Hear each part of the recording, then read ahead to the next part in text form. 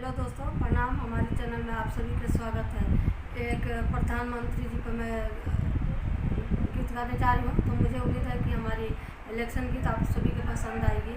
तो लाइक करिएगा, शेयर करिएगा, सब्सक्राइब करिएगा। तन को न जनता डेराला हो प्रधानमंत्री से, पीछे पीछे जनता जाला हो प्रधानमंत्री से। जनता उम्मीद कैले जाला हो प्रधानमंत्री के, जनता उम्मीद कैले जाला हो प्रधानमंत्री से। थोड़ा से महंगाई तो कम कई देती हो प्रधानमंत्री जी, महंगाई तो कम कई देती हो प्रधानमंत्री जी।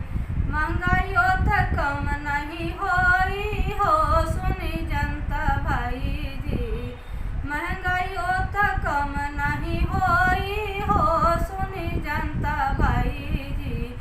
गौवा में फ्री राशन बटनी हो सुनी जनता भाई जी, गौवा में फ्री राशन बटनी हो सुनी जनता भाई जी।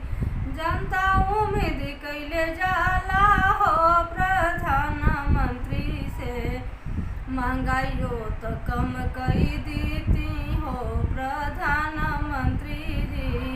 महंगाइयो तो कम नहीं होई हो सुनी जनता भाई जी, महंगाइयो तो कम नहीं होई हो सुनी जनता भाई जी।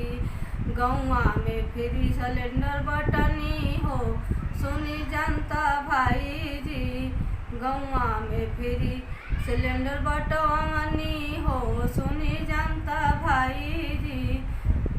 सिलेंडर से काम नहीं चले हो प्रधानमंत्री जी, महंगाइयों तो कम कई देती हो प्रधानमंत्री जी।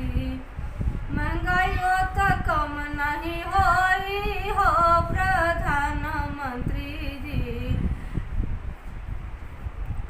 महंगाइयों तो कम नहीं होई हो सुनी जनता भाई जी।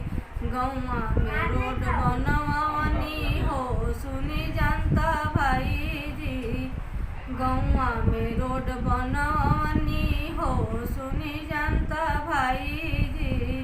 हमारी वीडियो पसंद आई होगी तो लाइक करिएगा, शेयर करिएगा।